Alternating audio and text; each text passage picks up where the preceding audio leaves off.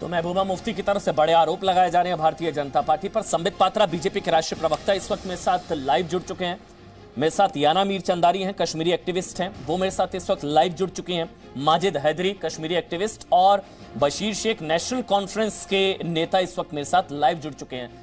आप सबका बहुत बहुत स्वागत। संबित, सवाल पूछूं लेकिन उससे पहले महबूबा मुफ्ती ने जो कहा उसी पर रिएक्शन दे दीजिए। कितना गिर गए हैं आप लोग? महबूबा मुफ्ती कह रही हैं कि कितना गिर गए हैं आप लोग। एनआईए, ईडी, सीबी वालिद के मकबरे की जांच करा रहे हैं, कितना गिर गए हैं आप लोग? देखिए अमन भाई, यही महबूबा मुफ्ती जी कल कह रही थी कि भारतीय जनता पार्टी इन इलेक्शंस को मैनिपुलेट कर रही है, इन इलेक्शंस को रिगिंग कर रही है और पीडीपी और गुपकर का जो एसोसिएशन है उसको हराना चाहती है। क्यों? गुपकर तो जीत गए, गुपकर को हमसे अधिक सीट आ गया, तो क्या हो गया? ये मैनिपुलेशन करने का जो चार्ज हम पे लग रहा था ये झूठा साबित हुआ ना। देखिए कहीं ना कहीं इनका फ्रस्ट्रेशन, क्योंकि आपने जो अभी ये चार्ट दिखाया था, जो वोट लिस्ट दिखाई थी कि तीनों पार्टी का मिला करके, पीडीपी, एनसी और कांग्रेस पार्टी, इन तीनों का मिला करके हमको उससे अधिक, भारतीय जनता पार्टी को लगभग उससे 11,000 वोट आए हैं। ये दिखाता है कि ये जो अलगाववादी ताकतें हैं उनके मन के अंदर कहीं ना कहीं एक खटास है, उनके मन के अंदर एक फ्रस्ट्रेशन है। मगर आज मैं आपके डिबेट में सबसे पहले जम्मू कश्मीर के बासिंदों को, जम्मू कश्मीर के हमारे प्यारे भाइयों बहनों को, नागरिकों को मैं नमन करना चाहूंगा। जिस प्रकार से 51% से अधिक लोगों ने बाहर निकलकर वोट किया, जिस प्रकार से लोकतंत्र के इस महापर्व में उन्होंने पार्टिसिपेट किया, उसे सेलिब्रेट किया और कल नतीजे आने के बाद भी सेलिब्रेट किया, यह अपने आप में लोकतंत्र के लिए बहुत बड़ी जीत है। और एक बड़ी बात मैं बता दूं, यह पहली बार जम्मू कश्मीर में होगा कि जो इलेक्टेड रिप्रेजेंटेटिव्स जम्मू कश्मीर के होंगे वो भारत के संविधान पे हाथ रख के शपथ लेंगे। जम्मू कश्मीर के संविधान पे नहीं, भारत के संविधान पे। यह पहली बार जम्मू कश्मीर के इतिहास में ये पहली बार होने वाला है। आप सोचिए ये हिंदुस्तान के संविधान की कितनी बड़ी जीत। नहीं, संविधान की जीत, लोकतंत्र की जीत, तिरंगे की जीत, लेकिन आपने कहा गुपकार की भी जीत। लेकिन राम माधव ने कहा गुपकार की हार, रविशंकर प्रसाद ने कहा अलगाववादियों पर तमाचा। गुपकार की जीत, अलगाववादियों पर तमाचा कैसे हुआ फिर? देखिए अमन भाई, जहां तक गुपकार की जीत है, आप याद करिए मैंने इस कंटेक्स्ट में कहा कि यही पीडीपी की अध्यक्षा महबूबा मुफ्ती जी 2 दिन पहले कह रही थी हमें तो कोई सीट आएगा ही नहीं क्योंकि सारा कुछ मैनिपुलेट कर दिया गया है, सारा कुछ रिग्ड कर दिया गया है। अब लो, अब तो आपको सीटें आई हैं और अगर आपका गुपकार अलायंस देखी जाए तो हमसे अधिक सीटें आई हैं। हाँ, यह अलग बात है कि Bharatiya Janata party single largest party के रूप में सबसे अधिक वोट लेकर वैली में भी खाता खोल करके, तो तमाचा कैसे हुआ? देखिए तमाचा यूं हुआ कि नंबर 1, आप याद करिए अक्टूबर के महीने में इसी महबूबा मुफ्ती जी ने प्रेस कॉन्फ्रेंस किया था। प्रेस कॉन्फ्रेंस करके कहा था कि जब तक आर्टिकल 370 फिर से बहाल नहीं होगा मैं तिरंगे के नीचे कोई भी इलेक्शन नहीं लड़ूंगी, मैं तिरंगे को हाथ भी नहीं लगाऊंगी क्योंकि तिरंगा जो है वो जम्मू कश्मीर के झंडे से छोटा है। आज तिरंगे के नीचे चुनाव भी लड़ना पड़ा।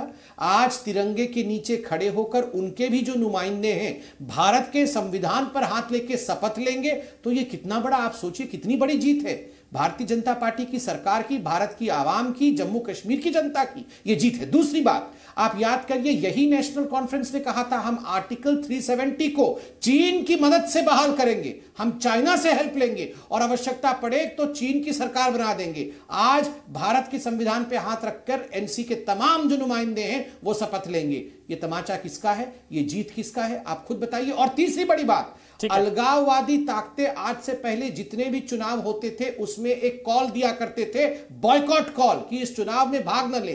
कहां गए वो सब ताकतें? ठीक है, आप कह रहे हैं कि ये कोई बॉयकॉट कॉल नहीं, दरअसल 51% से अधिक लोगों ने भाग लिया। मैं आपकी बात समझ गया। आपका कहने का अभिप्राय यह है कि चीन भक्तों को तमाचा पड़ा है और तिरंगा विरोधियों को तमाचा पड़ा है। मतलब चीन, जिन्होंने चीन प्रेम, जो चीन के प्रेम में थे, जो कह रहे थे कि चीन की मदद से 370 की बहाली कर देंगे, ये उनको तमाचा है। और आपने मुझे बताया कि जो तिरंगा का विरोध जिन लोगों ने किया उनको तमाचा है। मेरे साथ नेशनल कॉन्फ्रेंस के नेता बशीर शेख साहब इस वक्त जुड़ चुके हैं।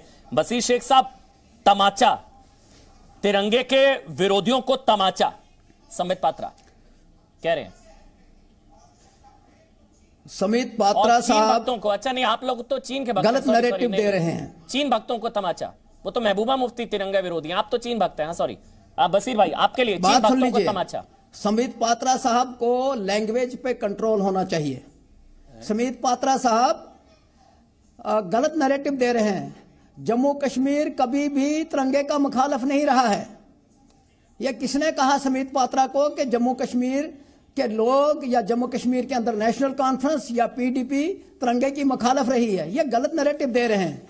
और दूसरा, समित पात्रा साहब और आप भी जो कह रहे हैं कि जनाब ये जो अलायंस है, अलायंस को तमाचा है, तो मैं ये समझता हूं कि अलायंस पार्टनर्स ने बीजेपी को तमाचा मारा है। अब आपको इस अंदाज से देख लीजिए, कश्मीर के अंदर नेशनल कॉन्फ्रेंस और पीडीपी अलायंस जितने भी पार्टनर्स इकट्ठे हुए हैं उनको मेजॉरिटी मिली है, और जम्मू के अंदर भी नेशनल कॉन्फ्रेंस को सूटेबल पोजीशन मिली है। इसलिए जो इलेक्शन होते हैं इनको जो ये दिखा रहे हैं ना कि ये वोट इतना उनका है उतना इनका है, ये एक एक वोट के ऊपर एनालिसिस करें, ये गलत बात कह रहे हैं और लोगों को गलत सुना रहे हैं।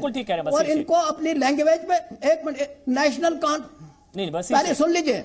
एक सवाल अगर आप ले लें फिर आप बोलिएगा। एक सवाल आपकी परमिशन से, एक सवाल पहले सुन लीजिए आपके।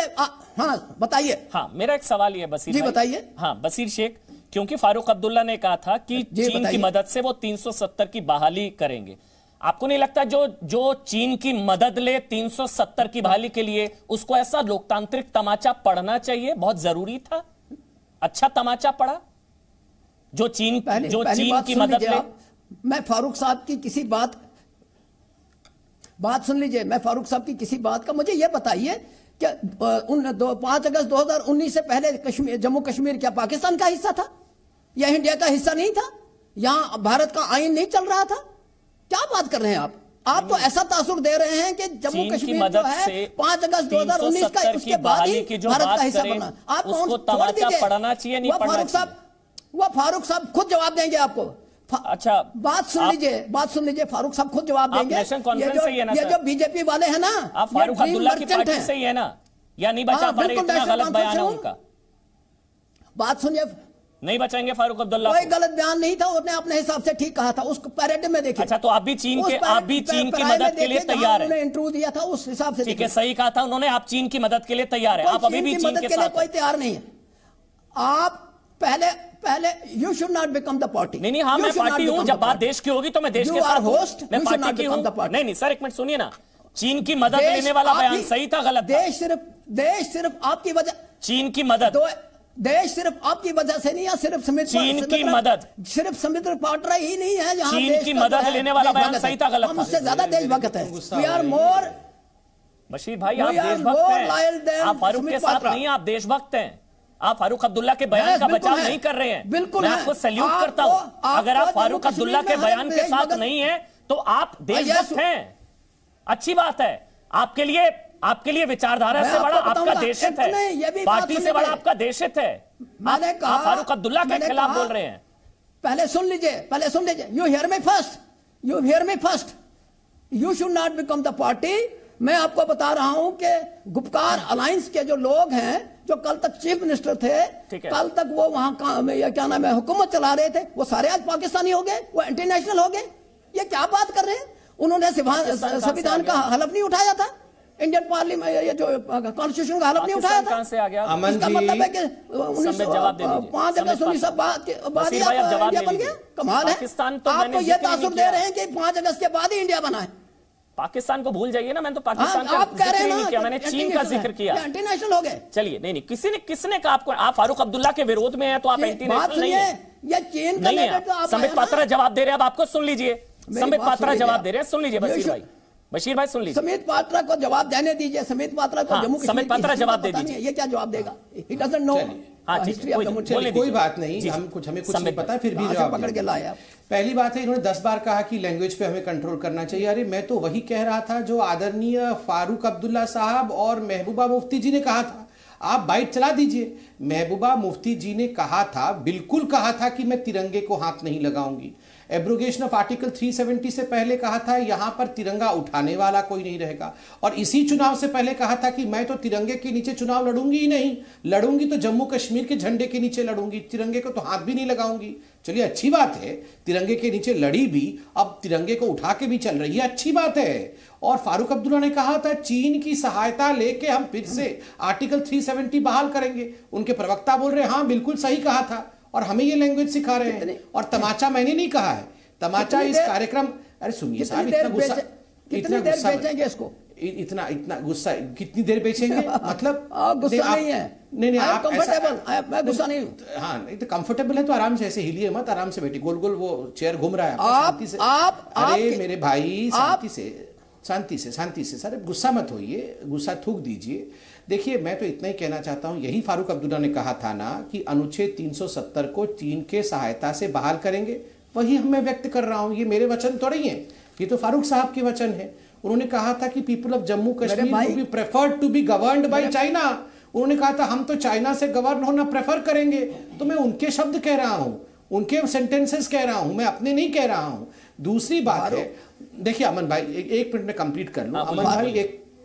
अमन भाई अभी अमित शाह जी ने भी ट्वीट किया है, एक बहुत अच्छी खबर है जम्मू कश्मीर में, जो ग्रास रूट पॉलिटिक्स को आगे बढ़ाने के लिए जितने ज्यादा तादाद में इंडिपेंडेंट कैंडिडेट सामने आए हैं, कहीं ना कहीं ये जो परिवारवादी पार्टी थी उनको बहुत बड़ा धक्का पहुंचा है। ये तीन जो आप फोटो दिखा रहे थे, गांधी परिवार, फारूक परिवार और मुफ्ती परिवार, ये तीन परिवार से आगे बढ़कर बिल्कुल जो परिवारवाद से हट करके ग्रास रूट पे जो युवा लोग जीत कर आए हैं, ये अपने आप में एक नया परिभाषा, नई परिभाषा के साथ नए जम्मू कश्मीर को खड़ा कर रहा है।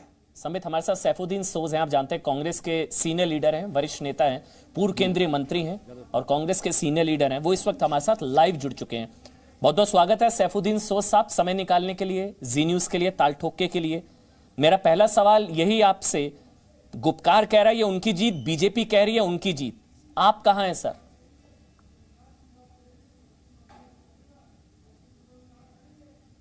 ठीक है, मेरे ख्याल से फोन डिस्कनेक्ट हो गया, फिर से उनको कनेक्ट करने की कोशिश करेंगे।